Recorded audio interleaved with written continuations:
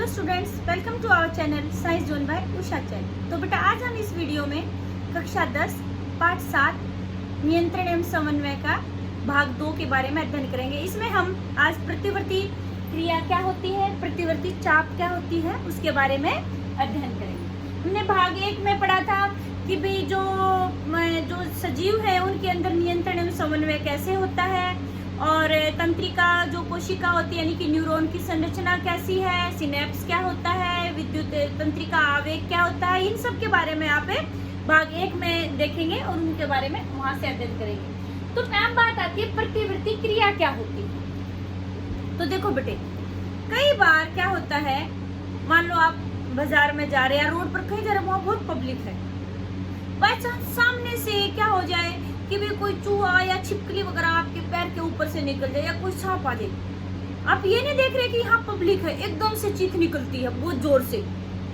तो सभी आपकी तरफ देखते हैं, आप एकदम से शर्मा जाते, घरे मैंने कैसे चिल्ली मार दी सबके बीच। आप चाह रहे थे ऐसे करना? बिल्कुल भी नहीं।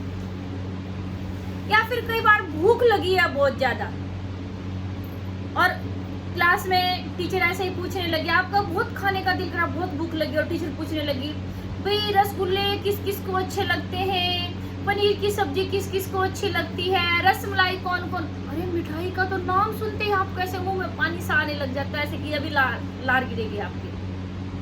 आप नहीं चाहते हो कि मुंह में ऐसे पानी आ जाता है, मेरा तो नाम सुन के भी मुंह में पानी आ गया क्योंकि मेरा भी दिल कर रहा है खाने का। आप में बहुत सारे बच्चों का ऐसे हो गया होगा अभी कि अभी मैम ने कैसे नाम ले दिया, मेरा तो अभी दिल कर रहा है, ऊपर से लॉकडाउन है, कहाँ से लेकर आए।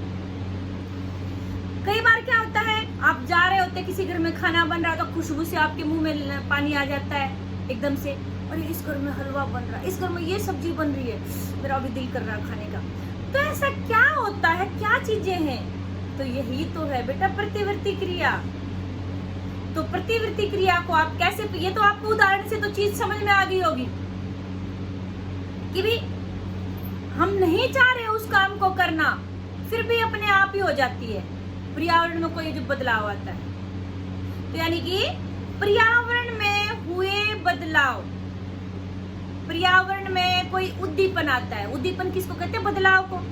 पर्यावरण में हुए परिवर्तन के लिए अनैच्छिक जो क्रिया होती है, स्वतः क्रिया होती है, अपने आप होती है, हम नहीं चाहते जिस क्रिया को, अचानक से हो जाती वो क्रिया, तो उसको हम क्या कहते हैं? प्रतिवर्ती क्रिया।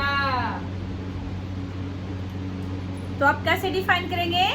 पर्यावरण में किसी घटना के फलस्वरूप हुई अचानक और अनैच्छिक क्रिया प्रतिवर्ती क्रिया कहलाती है। तो यानी कि हम क्या कहेंगे? पर्यावरण में हुई घटना, उसके फलस्वरूप कैसी क्रिया हुई? अनैच्छिक। अनैच्छिक मतलब जो हमारी इच्छा से नहीं होती, अनैच्छिक व अचानक। जैसे हमने सांप देखा तो अचानक से हमारे मुंह से आवाज निकल गई, हम कहीं खड़े हैं आराम से और कोई पीछे से आके धप ऐसे करता, हम एकदम से डर जाते हैं। हमें पता होता है कि भी वहां पीछे से कोई आएगा तो हम अपने आप को मजबूत करके रखते, नहीं डरते, और हमें पता नहीं अचानक से आके कोई ऐसे करता तो हम डर जाते एकदम से। किसी गर्म चीज को हम छूते हैं तो तुरंत हम हाथ हटाते, अरे गर्म है ये तो। कोई ठंडी आइस, कई बार क्या आते हैं आपस में दोस्त क्या करते हैं, आइस ली, बर्फ ली और कपड़े में डाल दे, एकदम से ठंडी लगती है, हम ऐसे करते हैं। तो ये सब क्या है? अचानक से, हमने सोचने का समय नहीं मिला है कि ये गर्म चीज है, वहां से हटाओ, चिंतन किया है। यानी कि पर्यावरण में हुई घटना के फलस्वरूप होने वाली अनैच्छिक व अचानक क्रिया क्या कहलाती है?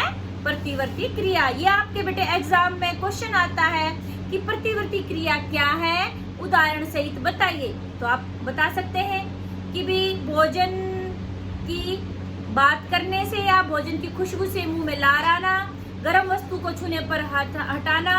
जैसे देखो, कोई हम बैठे हैं आराम से, कोई आके हमारे आगे पलक ऐसे करता है तो हमारी पलक झपकती है, क्या है? अनैच्छिक क्रिया है।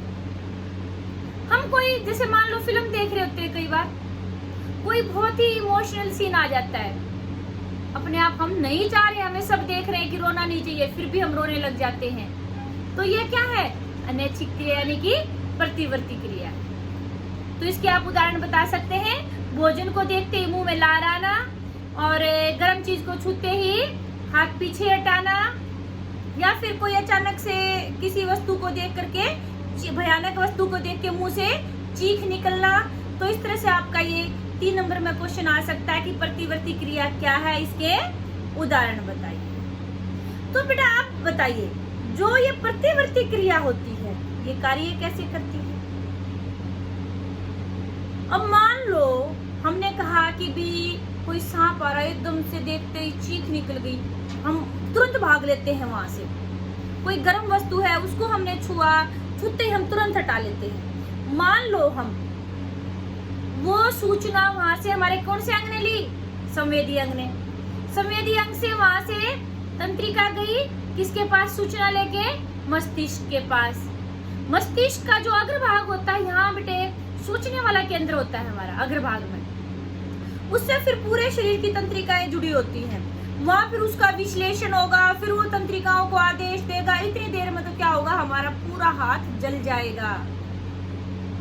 फिर ऐसा क्या होता है कि भाई हम तुरंत हटा लेते हैं, तो इसका मतलब क्या है कि कोई और शॉर्टकट मेथड है कि जिसमें हमारा मस्तिष्क नहीं सोचता है, हम बगैर सोचे समझे, क्योंकि हम सोचते तो ऐसे चीखते नहीं पूरी पब्लिक के बीच में, बाद में हमें शर्म भी आती, करी मैं चीख गई एकदम से सांप को देख के, सब मेरी तरफ देख रहे हैं।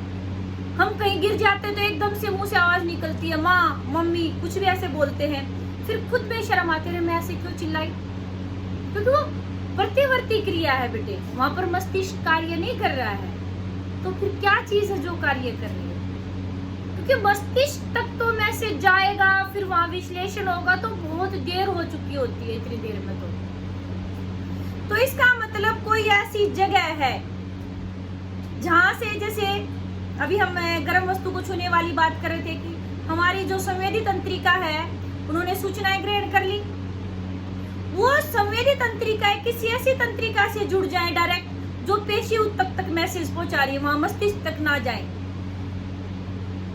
मतलब सूचनाएं ले जाने वाली और जो तंत्रिका, जो पेशी ऊतक है वहां तक लाने वाली कोशिकाओं का कोई ऐसे कॉमन स्थान हो, ऐसी जगह हो जहां पर वो दोनों मिलती हो, वहीं से ही पेशी ऊतक को आदेश मिल जाए, तभी इतना जल्दी कार्य हो सकता है। तो ऐसी जगह क्या कहाँ है हमारे शरीर में? मेरुरज्जु नाम सुना है आपने? कहाँ होता है मेरुरज्जु? मेरुदंड सुना होगा छोटी कक्षाओं में, रीढ़ की हड्डी। जो हमारा मस्तिष्क होता है बेटे, वहां से ही केंद्रीय तंत्रिका तंत्र का एक भाग आता है, जो हमारी रीढ़ की हड्डी होती है ना, उसमें से एक छोटी सी ऐसे पतली सी पाइप निकलती है जो तंत्रिका ऊतक की बनी होती है, उसको बोलते हैं मेरुरज्जु। और उसमें से दूसरी तंत्रिकाएं निकलती हैं जिनको मेरुरज्जु तंत्रिकाएं कहते हैं, जो विभिन्न अंगों तक संदेश पहुंचाती है।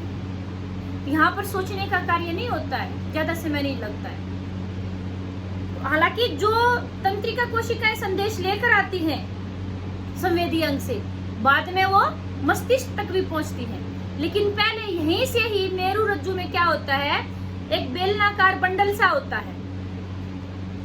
उस बंडल में ही क्या होता है कि भी वो जो हमारी प्रेरक तंत्रिका होती है वो संदेश ले जाती है पेशी ऊतक के पास, और इतनी देर में हम हाथ पीछे ट्रेन की हम उस कार्य को कर देते हैं।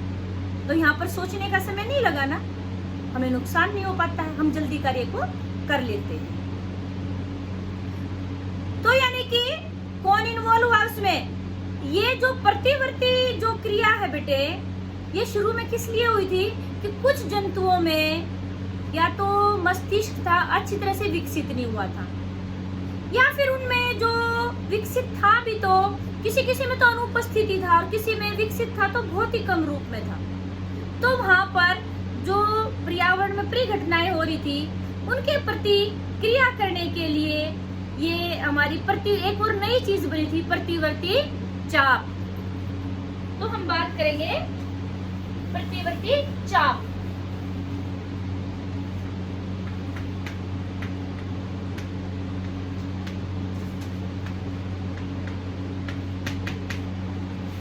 प्रतिवर्ती चाप क्या होती है बेटे? प्रतिवर्ती क्रिया के दौरान तंत्रिका कोशिकाएं जिस मार्ग को अपनाती हैं वह मार्ग क्या कहलाता है? प्रतिवर्ती चाप। समझ में? यानी कि जिसमें हमने सोचने का काम नहीं किया है, फटाक से कोई कार्य करे, अचानक से जो कार्य हो जाता है, उसमें कौन सा रास्ता अपनाया हमारी तंत्रिका कोशिकाओं ने? वो रास्ता क्या कहलाता है? प्रतिवर्ती चाप। तो एक बार इसका चित्र बनाएंगे कि जैसे इसमें हमने सूचनाएं सबसे पहले कौन ग्रहण करता है? संवेदी अंग।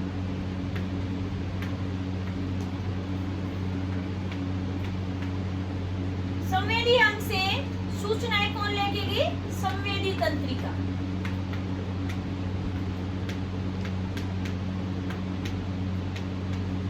और अभी मैंने कहा था कि एक ऐसा कॉमन जगह है जो मस्तिष्क तक नहीं, उससे पहले ही जहां मिल जाए, किसके पास? मेरु रज्जु के पास।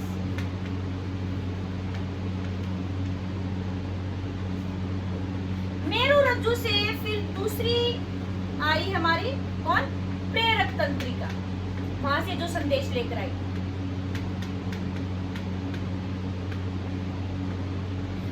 अब कार्य कौन करता है? बताया था आपको, पेशी ऊतक या कार्यकारी अंग भी बोल सकते हो।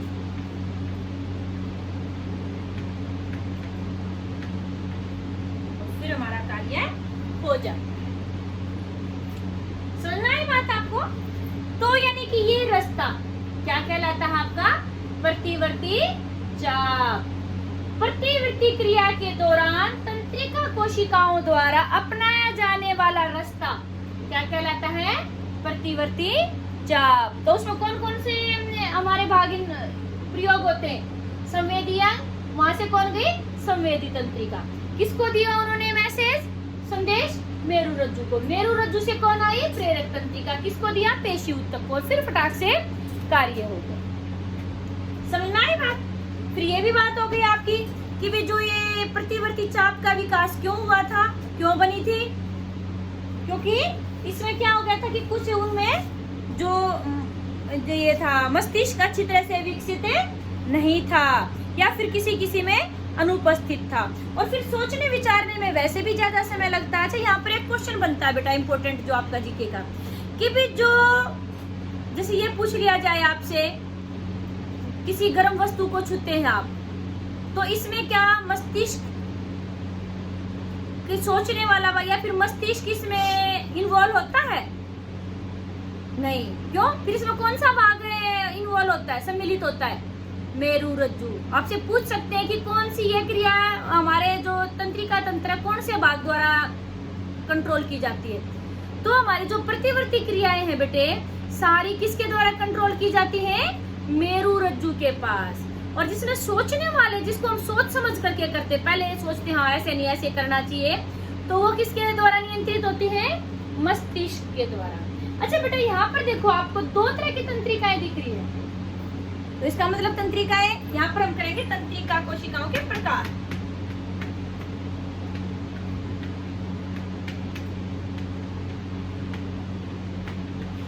दो प्रकार की है, संवेदी तंत्रिका और प्रेरक तंत्रिका। वे तंत्रिका कोशिकाएं जो सूचनाएं संवेदी अंग से केंद्रीय तंत्रिका तंत्र तक पहुंचाती हैं। केंद्रीय तंत्रिका तंत्र में हमारा मस्तिष्क भी आ गया और मेरु रज्जु भी आ गया। यानी कि कौन सी तंत्रिका कोशिकाएं, नाम में ही क्लियर है, कहां से जाएंगी लेके संदेश? संवेदी अंग से। और कहा? केंद्रीय तंत्रिका तंत्र के पास, तो उनको बोलेंगे संवेदी तंत्रिका कोशिका। दूसरा है हमारा प्रेरक तंत्रिका कोशिका। वे तंत्रिका कोशिकाएं जो सूचनाओं को यानी कि विश्लेषण करेगा हमारा मस्तिष्क, उसके बाद केंद्रीय तंत्रिका तंत्र से पेशी ऊतक तक यानी कि कार्यकारी अंग तक जो सूचनाएं पहुंचाती हैं, वो क्या कहलाएंगी? प्रेरक तंत्रिका, क्योंकि वो पालन करती हैं ऑर्डर का। तंत्रिका तंत्र जो हमें आदेश देता है, वो उस आदेश को पेशी ऊतक तक लेकर आती है। यानी कि वे तंत्रिका कोशिकाएं जो सूचनाओं को केंद्रीय तंत्रिका तंत्र से कार्यकारी अंग यानी कि पेशी ऊतक तक पहुंचाती हैं, उन्हें हम क्या कहेंगे? प्रेरक तंत्रिका। तो बेटा आपका जो ये है पेपर में क्या होता है, कई बार प्रतिवर्ती चाप क्या है, ये है उसका प्रवाह रेख। प्रवाह रेख के द्वारा आप ऐसे बना सकते हैं। और ये आ जाता है पेपर में कई बार कि तंत्रिका जो प्रतिवर्ती चाप है उसका नामांकित चित्र बनाइए। तो आपको इसमें ये वाला चित्र बनाना है जो इसमें ये दिखा रखा है। ये क्या है आपका? मेरु रज्जु। ठीक है, मेरु रज्जु ने क्या किया है यहाँ पे? सूचनाएं। तो इस तरह यानी कि जो हमारा संवेदी अंग है, यहाँ कौन है? हाथ है। इसने गर्म वस्तु को छुआ है तो इसलिए संवेदना कौन लेके आई? सूचनाएं, संवेदी तंत्रिका। ठीक है, संवेदी तंत्रिका ने किसको दिया? मेरु रज्जु को। मेरु रज्जु के यहाँ से आदेश कौन लेकर आई? प्रेरक तंत्रिका कोशिका। फिर उसने किसको दिया? पेशी ऊतक को आदेश। और फिर हमारा हाथ पीछे हट गया। तो इस तरह से बेटा आपका जो ये प्रतिवर्ती चाप का नामांकित चित्र बनाइए। खाली ये भी आ जाता है पेपर में, आपको ये वाला चित्र बनाना है। समझ में आई बात?